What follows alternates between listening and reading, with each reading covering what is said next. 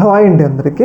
మనందరికీ తెలుసు 2024 ఎన్నికల్లో కూటమి ప్రభుత్వం గెలవడానికి కీలకమైన పాత్ర పోషించిన వాటిల్లో ఏదైతే కూటమి ప్రభుత్వం ఇచ్చిన మేనిఫెస్టో అనేది చాలా కీలకమైన పాత్ర పోషించింది.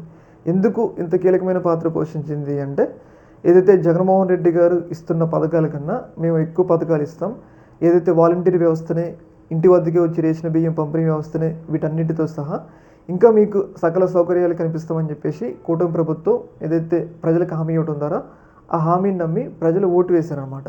అనుకున్నట్లుగానే భారీ మెజారిటీతో కూటమి ప్రభుత్వం గెలిచింది. అయితే ఇలాంటి సందర్భంలో ఏదైతే జగన్మోహన్ రెడ్డి గారు హయాంలో అమలు చేస్తా అన్న పథకాలు అమలు చేయకపోగా వాటన్నిటిని కూడా రద్దు చేసుకుంటూ వెళ్తున్నారనమాట. మనం గమనించినట్లయితే ఏదైతే వాలంటీర్ వ్యవస్థ దేశంలో కానీ అలాగే ఏ రాష్ట్రాల్లో కానీ వాలంటీర్ వ్యవస్థ అనేది ఎక్కడ లేదు. ఒక ప్రభుత్వ ప్రతినిధి వచ్చి ఇంట్లో ఉన్న వ్యక్తులకి ఎలాంటి సర్టిఫికెట్లు కానీ పింఛన్లు కానీ ఒక ప్రభుత్వ ప్రతినిధి వచ్చి అన్ని అవసరాలు తీర్చే వ్యవస్థ అనేది ఏ ప్రభుత్వం కూడా ఇంతకుముందు ఏ రాష్ట్రంలో కూడా కల్పించలేదు. అలాంటి వాలంటీర్ వ్యవస్థ తీసుకొచ్చి జగన్మోహన్ రెడ్డి గారు సక్సెస్ అయ్యారు కాబట్టి ఆ వాలంటీర్ వ్యవస్థ కొనసాగిస్తామని చెప్పేసి కూటమి ప్రభుత్వం కూడా చెప్పింది. వాలంటీర్ వ్యవస్థని ఇంకా పటిష్టపరుస్తాం, వాలంటీర్లకి 10,000 ఇస్తామన్నట్లుగా కూడా చాలా బలంగా చెప్పారనమాట.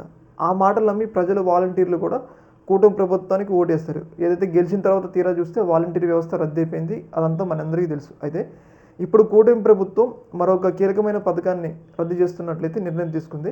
ముఖ్యంగా కూటమిలో కూటమిలో ఒక కీలక శాఖకు మంత్రి అయిన నాదెళ్ల మనోహర్ గారు రీసెంట్గా ఒక నిర్ణయాన్ని అయితే చెప్పడం జరిగింది. ఏదైతే ఇంటి వద్దకే వస్తున్న రేషన్ బియ్యం ఉన్నాయి కదా, ఆటోల్లో ఇంటి వద్దకే రేషన్ బియ్యం వస్తే ఆ వ్యవస్థను కూడా రద్దు చేస్తున్నట్లయితే కీలకమైన నిర్ణయం తీసుకోవడం జరిగింది. ఒకవేళ ఈ వ్యవస్థ రద్దు చేసినట్లయితే మళ్ళీ ప్రజలు ఏదైతే పాత పద్ధతిలో రేషన్ షాపుల దగ్గరికి వెళ్ళి క్యూ లైన్లో నిలబడి మళ్ళీ పాత పద్ధతిలో గంటల క్యూ లైన్లో నిలబడి రేషన్ తెచ్చుకోవాల్సిన అవసరం ఎంతైనా ఉందన్నమాట.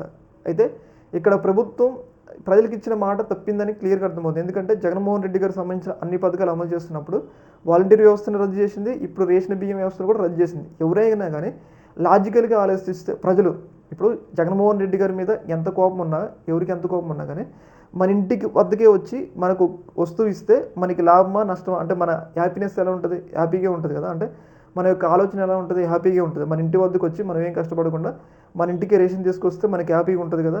కానీ ఇప్పుడు ప్రభుత్వం ఏముంటుంది, అలా కాకుండా మళ్ళీ మీరు పాత పద్ధతిలో గంటలు అక్కడ నిలబడి రేషన్ షాపులు నిలబడి బియ్యం తెచ్చుకున్నంటే ఎట్లా ఉంటుంది. ఆటోమేటిక్గా ఎవరికైనా కోపం వస్తుంది కదా, ప్రజలకు ఆటోమేటిక్గా జగన్మోహన్ రెడ్డి గారి మీద ద్వేషం ఉన్నా కానీ కోపం వస్తుంది. అర్థమైందా?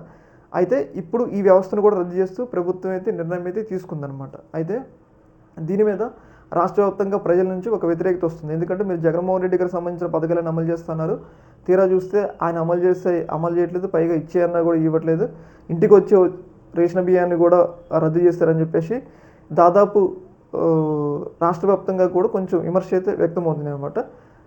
ఈ యొక్క వ్యవస్థలో దాదాపు 3,000 ఆటోలు, ఏదైతే ఇంటికే వచ్చి రేషన్ బియ్యం పంపిణీ చేసే వ్యవస్థలో దాదాపు 9,000 ఆటోలు ఉంటాయంట. ఆ 9,000 ఆటోలను కూడా ఎవరైతే ఇప్పుడు తోలుకునే వాళ్ళు ఉంటారు కదా, ఆటో తోలేటోళ్ళు డ్రైవర్స్ ఉంటారు కదా, వాళ్ళకి ఫ్రీగా ఇస్తున్నామని చెప్పేసి నాదెళ్ల మనోహర్ గారు చెప్పడం జరిగింది. అయితే దీని మీద కొన్ని విమర్శలు అయితే వ్యక్తం అవుతున్నాయి అన్నమాట. ఎందుకంటే ఇంటికే తీసుకొచ్చి ఇచ్చే రేషన్ వాహనాన్ని రద్దు చేయడం ద్వారా అటు ఆ ఆటోలు కూడా ప్రైవేట్ వ్యక్తుల చేతులకు వెళ్తున్నాయి, ప్రజలకు వచ్చే సౌకర్యాలు కూడా అందట్లేదన్న ఒక పెద్ద విమర్శ అయితే వస్తుందన్నమాట.